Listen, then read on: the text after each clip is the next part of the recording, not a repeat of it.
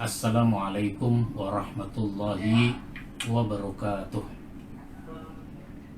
Waalaikumsalam warahmatullahi. Alhamdulillahi rabbil alamin alladzi anzala as-sakinata fi qulubil mu'minin liyazdadu imanan ma'a imanihim walillahi junudus samawati wal ardi wa kana Allahu aliman hakima. Asyhadu an la ilaha illallah wahdahu la syarikalah wa asyhadu anna Muhammadan abduhu wa rasuluh. Allahumma salli wa sallim wa barik ala nabiyyina Muhammadin wa ala alihi wa ashabihi ajma'in, amma ba'd.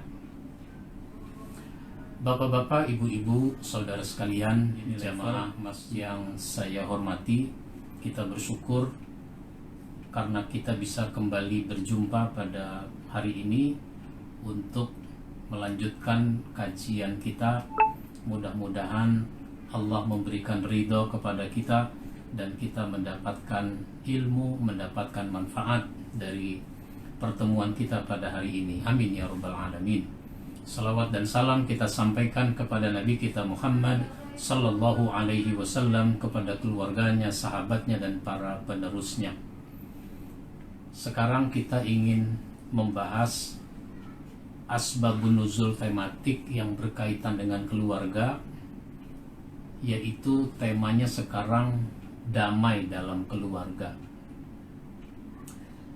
Dalam kehidupan keluarga tentu kita ingin terwujud keharmonisan antara suami dengan istri, hubungan yang baik antara orang tua dengan anak, anak dengan orang tua, bahkan dengan keluarga besar.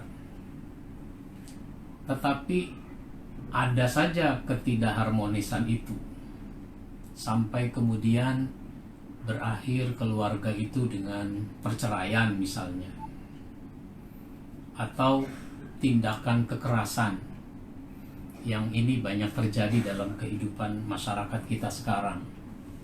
Sehingga ada berita suami membunuh istri, ada berita istri membunuh suami, ada orang tua membunuh anak, ada anak membunuh orang tua, dan seterusnya.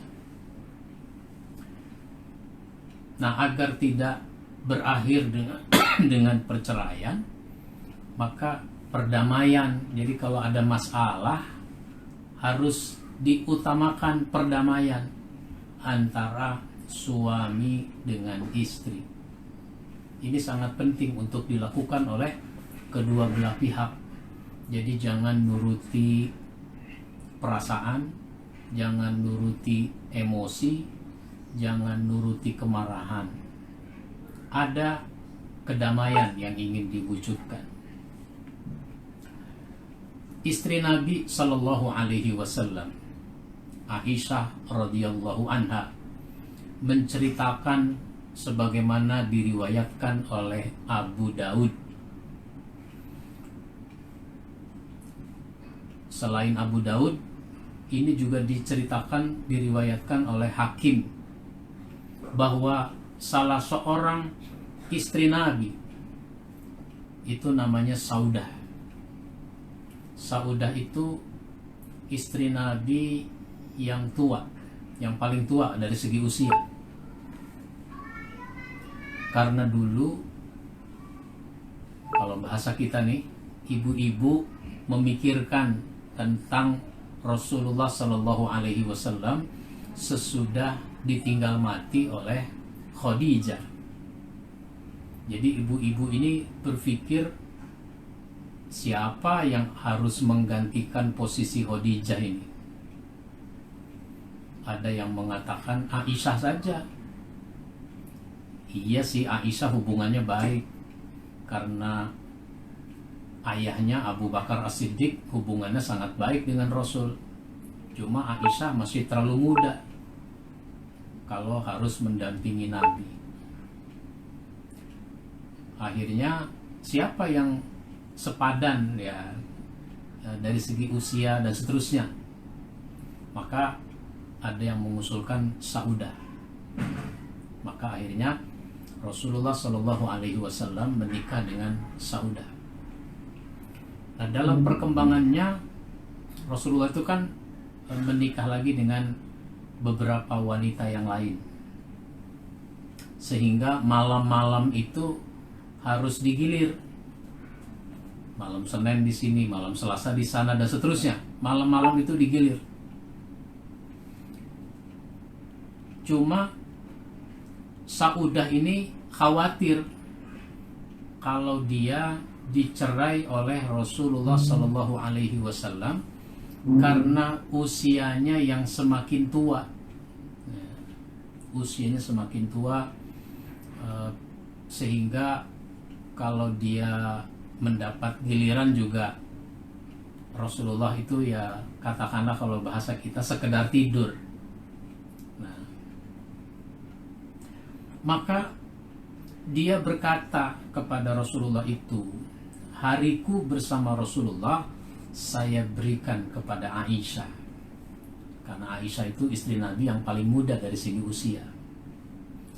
Ya Rasul, nggak apa-apa engkau tidak bermalam di sini, tidak bermalam di rumah saya. Sudah giliran saya dikasihkan saja kepada Aisyah, sehingga Aisyah itu mendapat 2 kali giliran. Nah, itu cerita yang pertama. Selain itu, Sa'id ibnu Musayyab menceritakan sebagaimana diriwayatkan oleh At-Tirmizi bahwa putri Muhammad bin Maslamah adalah istri Rafi bin Khudaij. Nah, lalu turunlah firman Allah Subhanahu wa ta'ala yang berkaitan dengan peristiwa ini, yaitu surat An-Nisa. Surat An-Nisa ayat 128. Wa in imra'atun khafat min ba'liha nushuzan aw i'radan fala junaha 'alaihima ay yusliha bainahuma sulha was-sulhu khair wa uhdiratil anfusus syuh wa in tuhsinu wa tattaqu fa innallaha kana bima ta'maluna khabira. Dan jika seorang wanita khawatir akan nusyuz atau sikap tidak acuh dari suaminya, maka tidak mengapa bagi keduanya mengadakan perdamaian yang sebenar-benarnya, dan perdamaian itu lebih baik bagi mereka walaupun manusia itu menurut tabiatnya kikir.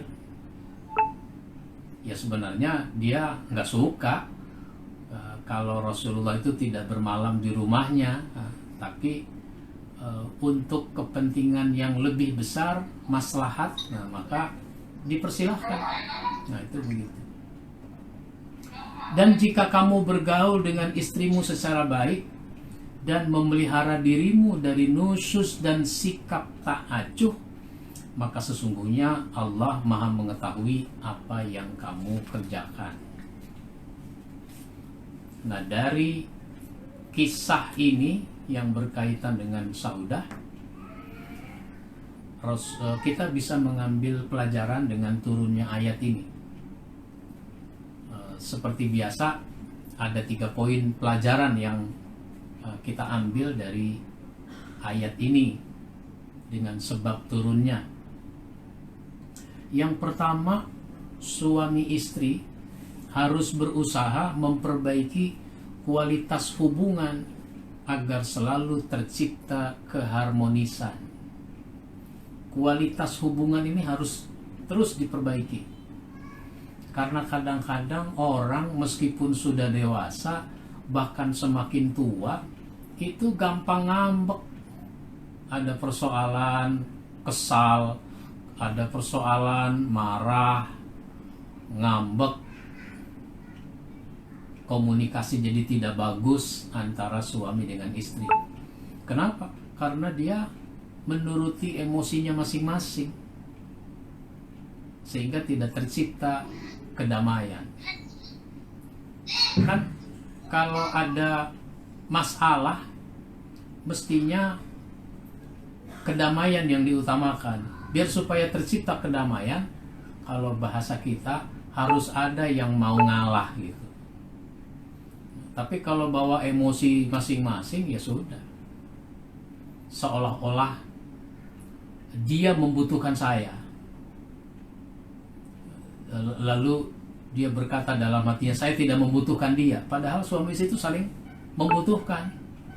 Jangan bawa emosinya masing-masing. Jadi kualitas hubungan ini harus diperbaiki. Ada komunikasi, ada pembicaraan, ada penjelasan atas masalah, dan seterusnya. Yang kedua, bila ada masalah antara suami dengan istri, cepat menyelesaikannya sangat ditekankan. Jadi cepat selesaikan persoalan suami dengan istri itu, sehingga tidak terjadi kedurhakaan yang lebih besar dan tidak terabaikan hak serta kewajiban suami istri.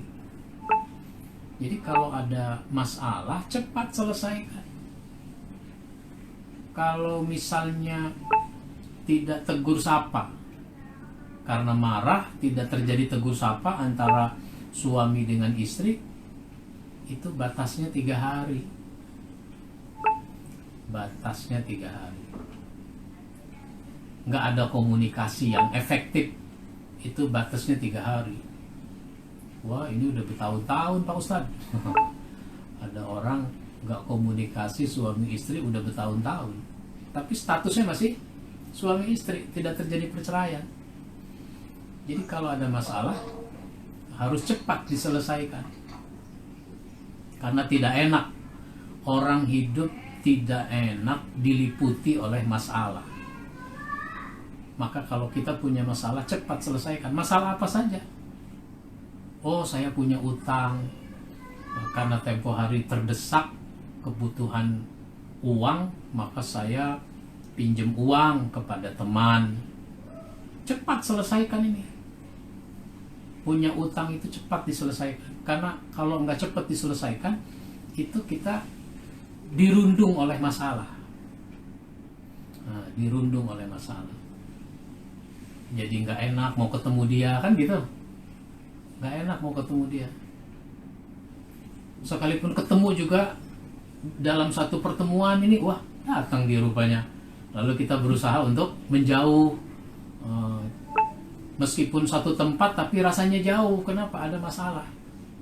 Nanti kalau terjadi masalah antara suami dengan istri, itu jadi nggak enak sama mertua. Hubungan sama mertua jadi kurang enak. Hubungan sama ipar jadi kurang enak. Hubungan sama family jadi tidak bagus. Lalu misalnya keluarga ini kan suka ada pertemuan, arisan misalnya. Akhirnya dia nggak datang arisan. Nah, dia nggak datang itu menimbulkan pertanyaan. Karena biasanya dia datang, timbul pertanyaan. Mbak, suami Mbak kemana kok nggak datang? Ah, misalnya begitu. Orang nanya. Si istri ini susah jawabnya. Karena biasanya datang ini enggak, susah jawabnya dia. Dia mau bilang, gue lagi ada masalah. Oh, itu kan nggak enak. Kalau dia mau bilang begitu, nanti orang jadi tahu, malah timbul pertanyaan, Mbak, masalah apa? Kan begitu. Jadi kalau ada masalah cepat diselesaikan. Karena kalau tidak diselesaikan dengan cepat, itu nanti terabaikan. Hak dan kewajiban suami istri itu terabaikan. Misalnya suami ingin melakukan hubungan seksual, tapi karena masih ada masalah, akhirnya apa? Dia jadi jaga jarak. Istri juga begitu. Bukan karena corona ini jaga jarak, tapi karena ada masalah. Nah, akhirnya terabaikan ini kewajiban yang satu ini. Apalagi ya suami karena harus ngasih uang misalnya kepada istrinya, akhirnya apa? Biasanya uang diserahkan, ini uang diletakkan aja di meja misalnya. Terus lama-lama itu jadi tidak enak hubungan antara suami dengan istri. Lalu nanti timbul pertanyaan, meskipun dia berusaha nutup-nutupi di keluarganya, timbul pertanyaan dari anaknya. Misalnya si anak pergi sama bapaknya, mama kok nggak ikut pak? Kan susah lagi jawabnya. Ditanya sama anak susah, ditanya sama orang lain susah kan gitu. Nah itu kalau ada masalah itu nggak diselesaikan. Yang ketiga, menggantung masalah berlama-lama membuat suami istri hanya akan menambah dosa. Karena efek dari tidak harmonis adalah terabaikannya kewajiban antara suami istri, antara kedua belah pihak. Jadi kalau orang menggantung masalah begitu lama, itu nambah dosa. Masa dia tidak tegur sapa sama istrinya, masa nggak tegur sapa sama suaminya, padahal sama orang lain dia tegur sapa. Masa dia nggak senyum sama istrinya, nggak senyum sama suaminya, sama orang lain dia senyum. Masa dia nggak minum bersama, nah misalnya nggak ngopi ngeteh bersama, sementara sama orang lain dia melakukan itu. Seterusnya begitu. Jadi nanti terabaikan kewajiban itu antara suami dengan istri. Jadi dari hal-hal kecil sampai hal-hal yang besar, kalau lama digantung itu pasti akan menimbulkan efek yang negatif. Di hadapan Allah dia akan mendapatkan nilai dosa karena mengabaikan kewajiban demi kewajiban antara suami dengan istri. Oleh karenanya, dengan kita memahami ayat ini, maka kalau ada masalah kita harus tenggang rasa. Nah, bahasa kita kan begitu, tenggang rasa.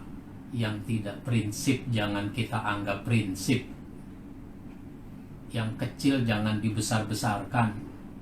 Justru kita harus pandai memaafkan.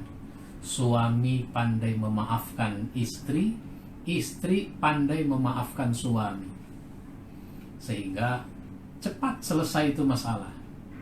Tapi kalau yang dibawa adalah emosi, kemarahan, kebencian, apalagi terus dia suka mulai membanding-bandingkan, ini juga bahaya. Mulai membanding-bandingkan antara istrinya dengan wanita lain, antara suaminya dengan laki-laki lain. Mulai dia berkata dalam hatinya, apalagi baru saja acara reuni SMA misalnya, sehingga ada orang bikin singkatan. Singkatan apa itu? Itu Cilandak disingkat. Cilandak. Kalau dulu CLBK, sekarang Cilandak. Cinta lama datang mendadak, katanya begitu. Nah, habis reuni SMA, dia ketemu mantannya dulu waktu SMA. Ternyata mantannya itu mungkin belum menikah, mungkin menjanda, bahkan terjadi ketidakharmonisan juga dengan suaminya. Kemudian mulai komunikasi, ternyata perasaannya sama. Nah ini, lalu muncul kata-kata di dalam hati, coba dulu saya nikah sama dia, kenapa nikah sama yang ini ya? Wah, itu bahaya tuh. Jadi jangan suka dibanding-bandingkan istri dengan wanita lain, suami dengan laki-laki lain. Istri kita itu memang ada kelemahan, ada kekurangan, tapi dia juga punya kelebihan. Suami itu punya kekurangan, tapi juga punya kelebihan. Lebih dan kurangnya, itulah istri saya. Lebih dan kurangnya, itulah suami saya. Mestinya begitu, sehingga diterima apa adanya. Yang kurang bagus diperbagus, diperbaiki. Yang baik dipertahankan, ditingkatkan. Jangan dibanding-bandingkan. Nah, ini kuncinya di situ. Rusaknya hubungan, memunculkan ketidakharmonisan, itu salah satunya adalah karena suka membanding-bandingkan, lalu timbul penyesalan, lalu mengemukakan kalimat yang tidak-tidak. Coba gua kawin sama yang itu, kenapa sama yang ini? Nah, itu bahaya. Kalimat seperti itu bahaya. Apalagi tercetus, terdengar oleh si istri atau terdengar oleh suami. Nah, ini sesuatu yang harus mendapat perhatian, sehingga seorang istri Nabi saja itu sampai mau mengalah gitu, mau mengalah demi kebahagiaan kehidupan rumah tangga. Tetapi Rasul juga tidak begitu. Rasul itu tidak begitu saja memenuhi keinginan istrinya yang sudah tua, yaitu Saudah. Tidak. Rasul tetap adil. Adil itu dalam arti menggilir waktunya secara sama. Kan ada orang bilang, mana bisa adil? Memang manusia nggak bisa adil dalam soal apa? Dalam soal cinta. Kalau seorang suami punya 2 istri, pasti ada yang paling dia cintai dari 2 istri itu. Tetapi nggak nampak dalam ekspresi, nggak nampak dalam sikap dan tingkah laku. Dalam hati saja itu. Nah, itu begitu. Cuma ada dalam hati, tapi dalam perlakuan tetap sama. Rasul menggilir malam-malamnya ke semua istrinya dengan baik. Nah, itu begitu. Kemudian semua istrinya merasa dia paling dicintai. Aisyah mengatakan, saya paling dicintai oleh Nabi. Hafsah mengatakan, saya yang paling dicintai. Semua begitu. Jadi semua istrinya merasa dia yang paling dicintai. Padahal di dalam hati Nabi ada yang paling dia cintai. Misalnya yang paling dia cintai adalah istri yang sudah wafat, yaitu Khadijah. Khadijah itu paling dicintai oleh Nabi, sehingga menimbulkan kecemburuan di kalangan istri Nabi itu. Aisyah misalnya mempertanyakan, kenapa? Karena dulu ketika Rasul pulang ke rumah, didapati istrinya lagi masaknya enak, maka kata Nabi, tambahkan airnya, tambahkan kuahnya. Kenapa ya Rasul, buat kita segini cukup? Disebutlah nama seorang wanita, bagilah dia kan temannya Khadijah. Nah, gitu.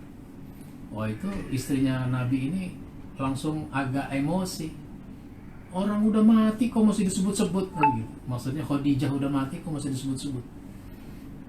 Ya, memang dia sudah wafat, tapi dia tidak tergantikan. Dialah orang yang pertama beriman.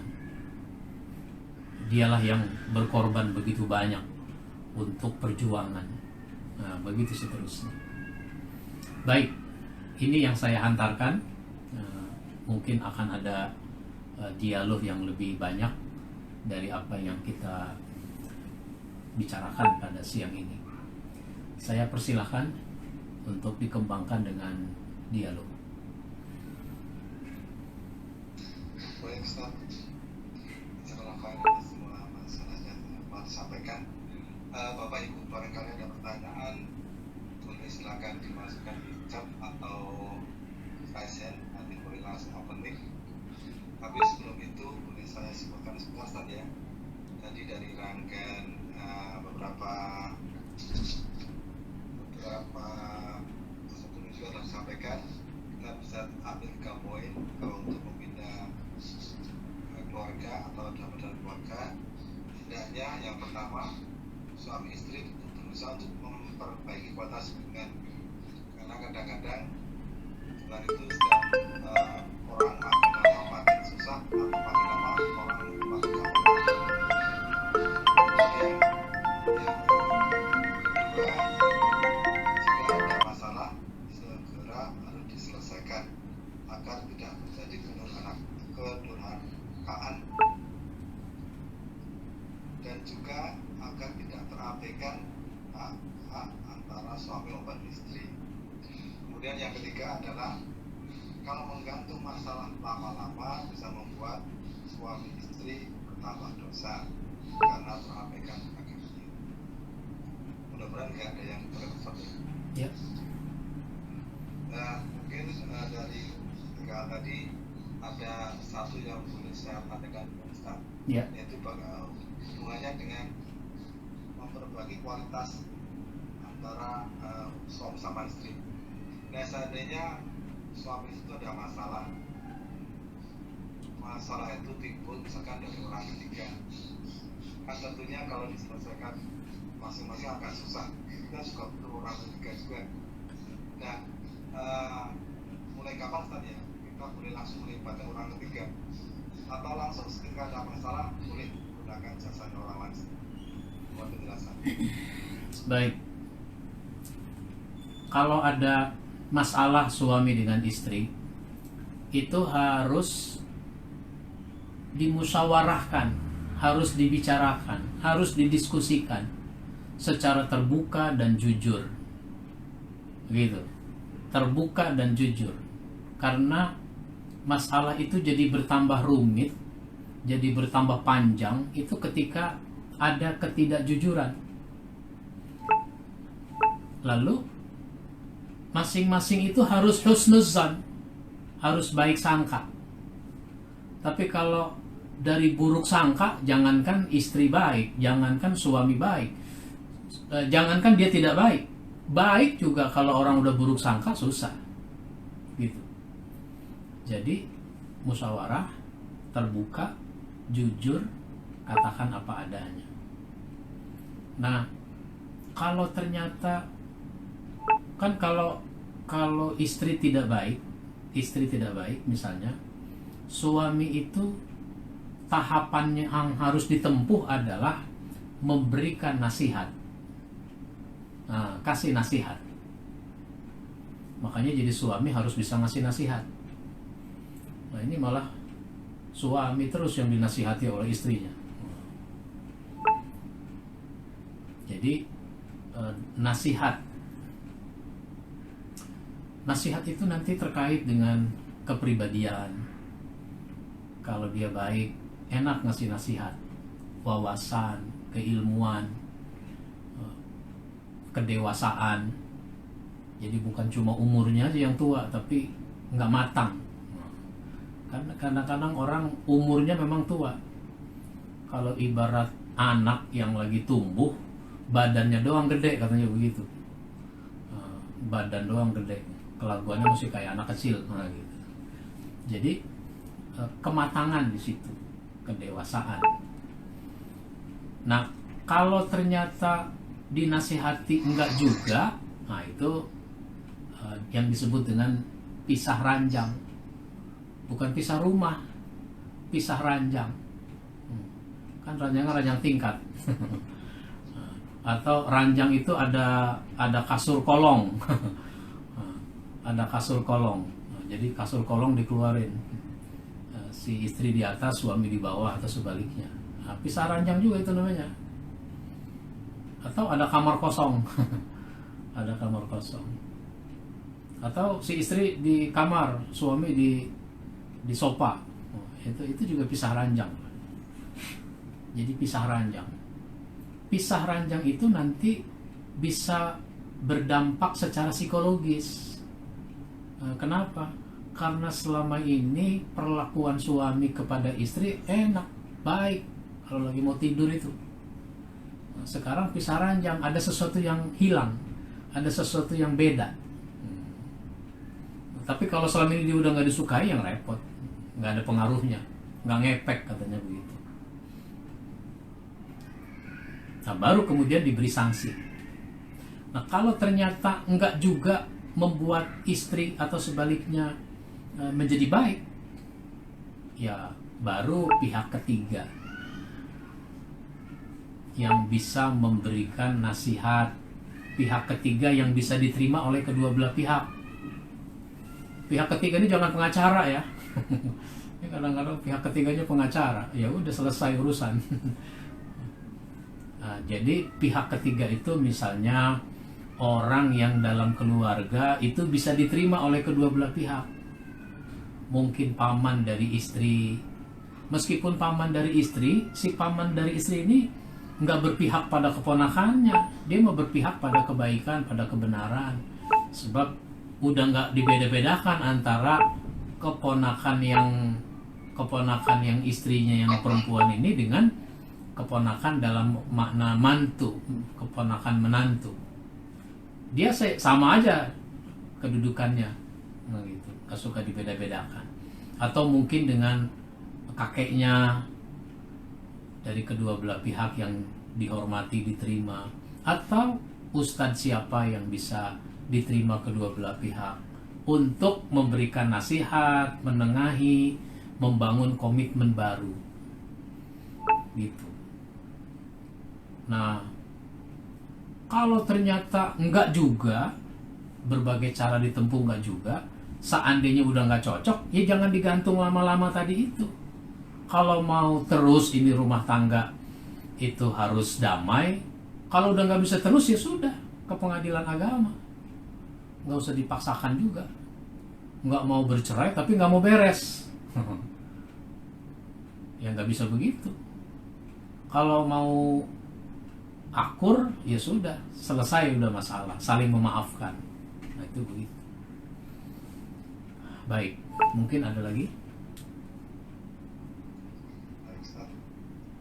Tadi yang ke depan harusnya musyawarah dulu, baru nanti kalau memang jalan dulu baru diaktifkan Ustaz ya. Iya. Baik Ustaz, kita lanjut ke pertanyaan berikutnya dari Pak Zulfikar. Assalamualaikum Ustaz. Waalaikumsalam warahmatullahi wabarakatuh. Selamat dalam firman Allah Subhanahu wa taala dalam menghadapi ujian di masa pandemi ini. Awal Ustaz ada 3 pertanyaan. Yang pertama, satu-satu ya saya jawab.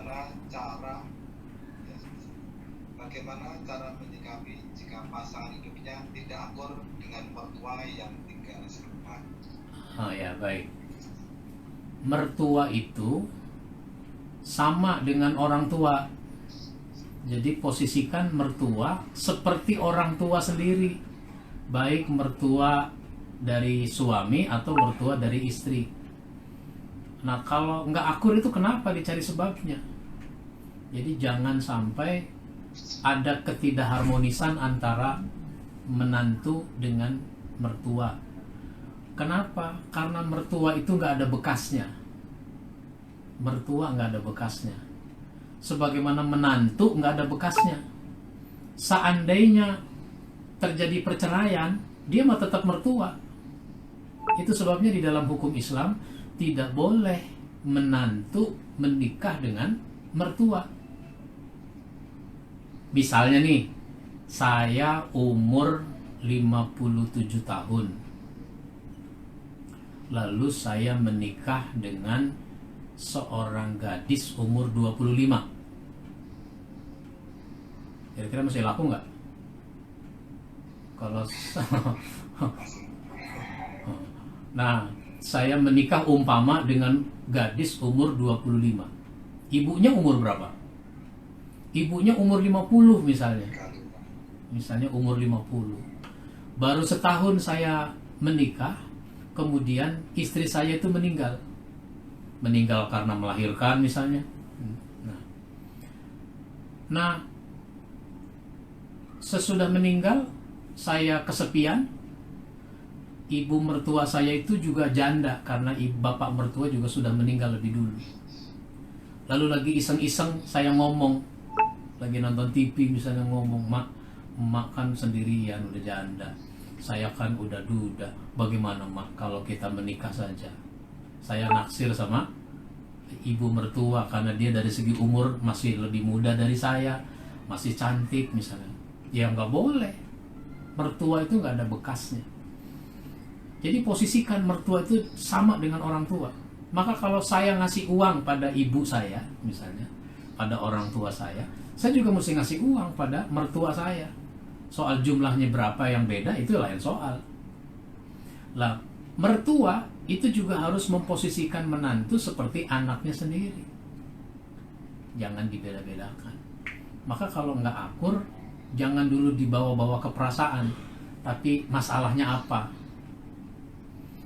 Ngomong secara baik-baik sebagai anak dengan orang tua. Saya kira begitu. Yang kedua, mohon tipsnya bagaimana cara ambil solusinya jika suami dan istri berbeda pendapat dalam cara memutuskan pendidikan anak. Apakah mesti ada yang mengalah atau bagaimana sebaiknya cara ambil jalan mengambilnya? Ya caranya cari titik kesamaan dulu. Si suami istri ini mesti ngomong, kamu tuh punya anak, pengennya bagaimana nanti tuh anak? Oh, saya punya anak tuh pengen jadi dokter, misalnya. Kata bapaknya, oh jangan dokter, mendingan jadi pemain sepak bola. Karena bapaknya hobi sepak bola. Nah, cari dulu titik temunya. Anak kita itu mau jadi apa saja boleh. Mau jadi dokter, mau jadi insinyur, mau jadi ustadz, mau jadi apa saja. Mau jadi pilot, mau jadi apa saja. Mau jadi pedagang, pebisnis. Yang penting dia soleh. Nah, kesolehan itu yang jadi titik temu. Soal nanti mau jadi apa, itu anak ditanya, kamu maunya jadi apa? Biar pilihan itu ada pada dia, bukan pilihan ada pada orang tuanya. Orang tuanya cuma ngasih jalan, ngasih arahan, ngasih bimbingan. Nah, karena anak harus soleh, maka si anak harus masuk pesantren. Ya nggak mesti juga.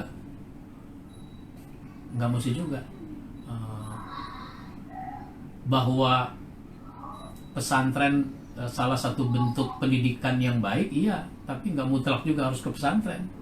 Begitu. Kalau anaknya nggak mau, bagaimana? Yang penting dia bisa menjadi soleh. Dan untuk menjadi soleh bisa dididik di rumah, bisa dididik di masyarakat, bisa dididik di sekolah, dan seterusnya. Ya, jadi jangan ada egoisme masing-masing, karena ini kepentingannya buat anak. Cari titik temu. Seandainya nggak ketemu tadi, baru konsultasi mungkin sama ahli pendidikan. Begitu. Baik. Yang ketiga, bagaimana cara mengatasi anak yang sudah dewasa namun masih keras kepala dan tidak patuh kepada orang tua dalam mengambil keputusan demi kebaikan anak itu sendiri? Ya, persoalan kita sekarang sebagai orang tua, merasa kita ini nggak punya waktu. Kita merasa nggak punya waktu sehingga kita tidak melakukan apa yang disebut dengan dialog. Nabi Ibrahim sudah ngasih contoh kepada kita. Ketika anak sudah bisa diajak ngomong, maka Ibrahim berdialog untuk sesuatu yang sangat berat. Wahai anakku, sesungguhnya aku lihat dalam tidurku bahwa aku menyembelih kamu. Ini Ibrahim udah yakin dia bahwa ini perintah untuk menyembelih Ismail. Meskipun sudah yakin ini perintah, nggak langsung eksekusi, tidak langsung eksekusi, tapi dia bertanya kepada Ismail, ya abatif'al ma tu'maru satajiduni insyaallahu minas sabirin. Ketika Ismail ditanya apa pendapatnya, fanzur mazatara, apa pendapatmu tentang mimpi bapak itu? Ismail sudah mengatakan, wahai bapak, kerjakan apa yang Allah perintah kepadamu. Jadi ada dialog.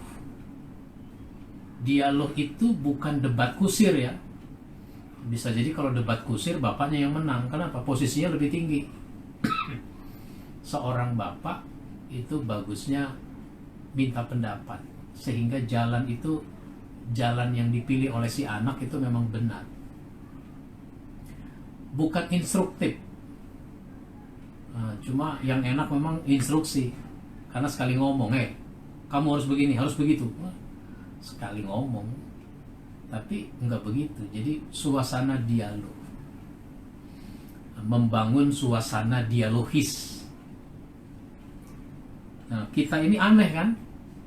Dulu anak baru dilahirkan, masih bayi, udah diajak ngomong. Begitu nggak Pak? Nah, anak bayi diajak ngomong. Bisa ngomong nggak tuh anak? Enggak. Tapi diajak ngomong. Sekarang udah SMA, sekarang sudah mahasiswa, nggak diajak ngomong. Nah, gitu. Nah, ini membangun suasana dialogis itu yang sekarang susah.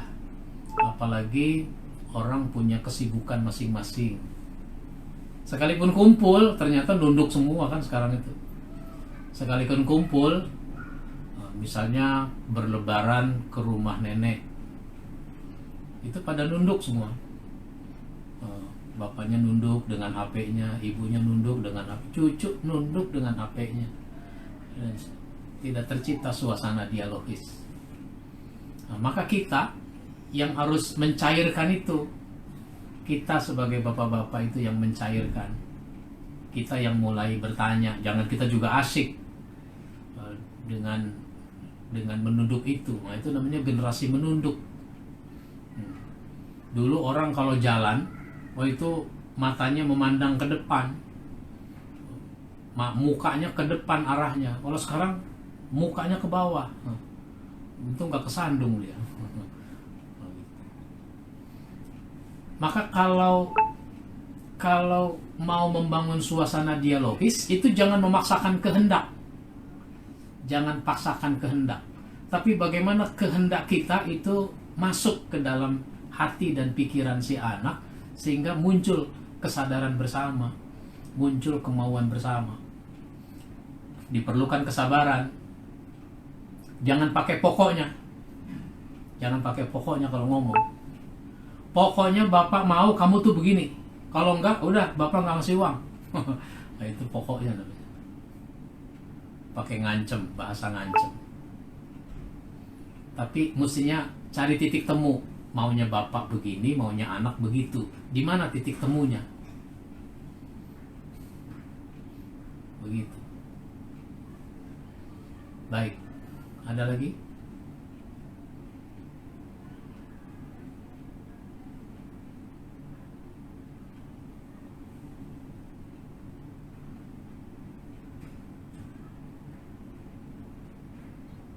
Mati Pak. Pak Selamat. Maaf. Ya maaf. Mudah-mudahan tadi dimengerti oleh Pak Azul yang bertanya yang satu dibuatkan tadi. Berikutnya jalan ya. Ya. Pertanyaan berikutnya dari Pak Bambang Supriyanto. Bismillah, bertanya Ustaz, perceraian itu diperbolehkan, tapi itu perbuatan yang tidak disukai oleh Allah. Maksudnya seperti apa ya Ustaz? Ya. Orang menikah itu kan karena mengikuti syariat Allah. Nikah itu kan salah satu dari tanda kekuasaan Allah. Maka orang menikah itu mau membangun kehidupan rumah tangga. Dan Allah senang. Allah senang orang yang mau membangun kehidupan rumah tangga. Maka Allah enggak suka kalau orang bercerai. Tapi seandainya terjadi perceraian, orang harus bercerai karena sudah enggak bisa lagi hidup bersama, ya apa boleh buat. Allah itu tidak memaksakan kehendaknya. Pokoknya enggak boleh cerai.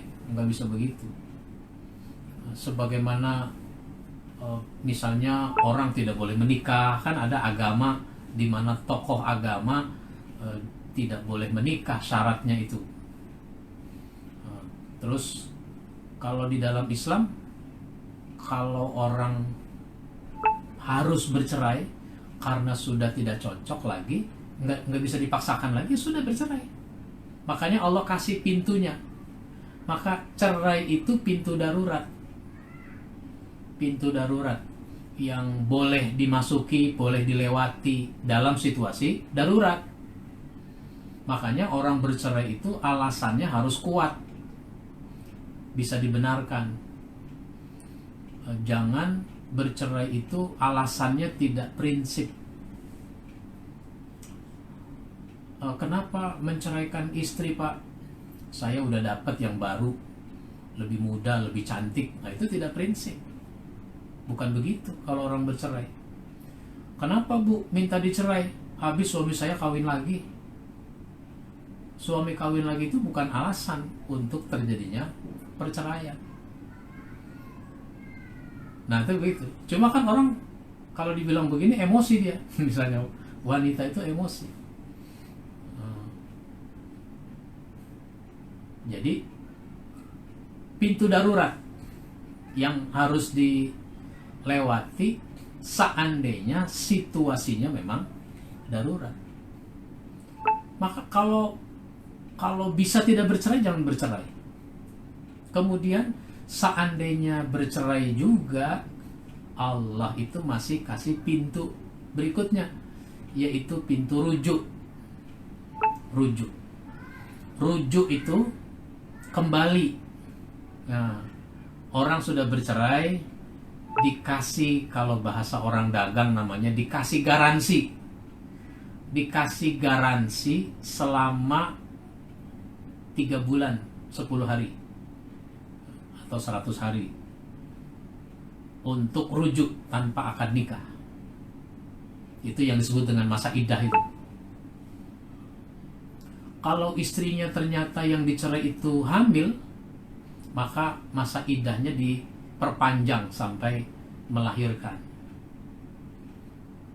Bisa jadi 2 bulan sesudah bercerai dia baru menyesal.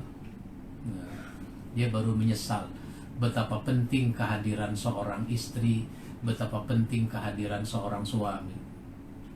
Itu nanti timbul penyesalan. Nah, kalau menyesal, Allah bukakan itu pintu rujuk. Nah, itu begitu. Nah, seandainya sudah lewat masa iddah, dia tidak rujuk juga, sehingga sekarang suami betul-betul jadi duda, istri betul-betul jadi janda. Bisa jadi dia ingin menikah lagi, tapi belum ketemu yang lebih baik dari bekas istrinya, belum ketemu yang lebih baik dari bekas suaminya. Kalau laki-laki yang baik banyak, laki-laki yang lebih baik bisa jadi banyak. Cuma kan untuk menjadi suami belum tentu. Wanita yang lebih baik dari istrinya ya banyak, tapi untuk menjadi istri belum tentu. Kenapa? Mungkin aja itu istri orang kan gitu. Nah, lalu dia nggak ketemu.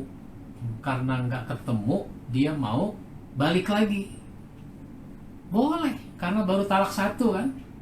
Karena baru talak 1, mau nikah lagi seperti yang pernah kita bicarakan pada pertemuan terdahulu, boleh menikahi mantan istri. Menikahi mantan istri, nikah lagi dengan mantan istrinya, boleh. Tapi prosesnya dari awal. Ngelamar lagi, akad nikah lagi, mas kawin lagi, apa lagi? Walimah lagi, jadi pengantin lagi. Begitu. Prosesnya dari awal. Lalu kumpul lagi dia sebagai suami istri. Nah, sampai 3 kali itu. Jadi itulah yang disebut dengan talak 3.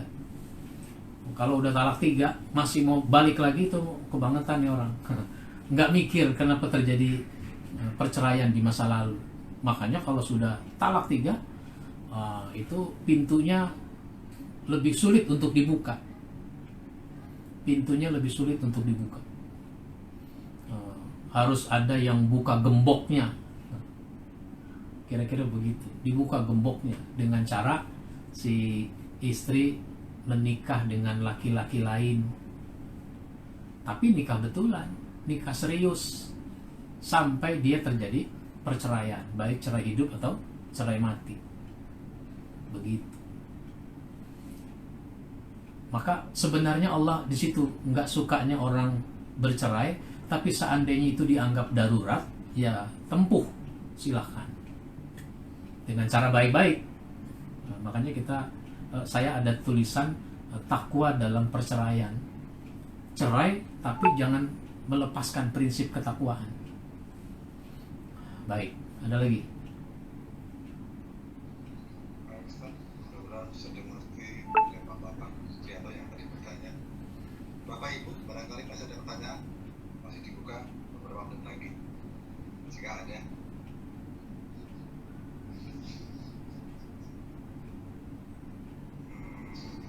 Sepertinya tadi sudah pertanyaan terakhir, Ustaz. Ya. Ini mohon perkenan Ustaz untuk memberikan doa tutup untuk kita semuanya, Ustaz. Baik.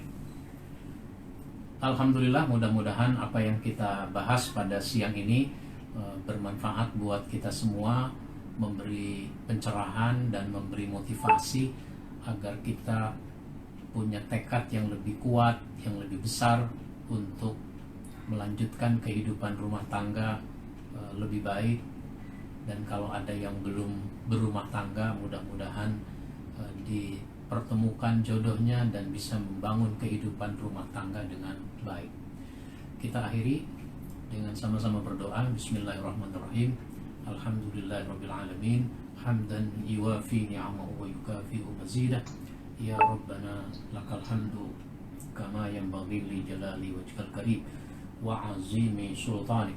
Allahumma salli ala sayyidina Muhammad wa ala ali sayyidina Muhammad. Rabbana ighfir lana wa liwalidayna warhamhuma kama rabbayana shaghira. Ya Allah, ampuni dosa kami, ampuni dosa orang tua kami, sayangi mereka sebagaimana mereka menyayangi kami sejak kami masih kecil. Rabbana hab lana min azwajina wa dzurriyyatina qurrata a'yun waj'alna lil muttaqina imama. Ya Allah, anugerahkan kepada kami pasangan hidup dan anak-anak keturunan yang menyenangkan hati. Jadikan bagi kami pemimpin bagi orang-orang yang bertakwa. Allahumma arinal haqqa haqqa warzuqna ittiba'ah wa arinal batila batila warzuqna ijtinabah. Ya Allah, tunjukkan kepada kami yang benar itu benar dan berikan kekuatan kepada kami untuk melaksanakan kebenaran itu. Tunjukkan kepada kami yang batil itu batil, yang salah itu salah, dan berikan kekuatan kepada kami untuk menjauhi segala bentuk kesalahan itu. Rabbana atina fid dunya hasanah wa fil akhirati hasanah wa qina adzabannar. Walhamdulillahi rabbil alamin. Wassalamualaikum warahmatullahi wabarakatuh.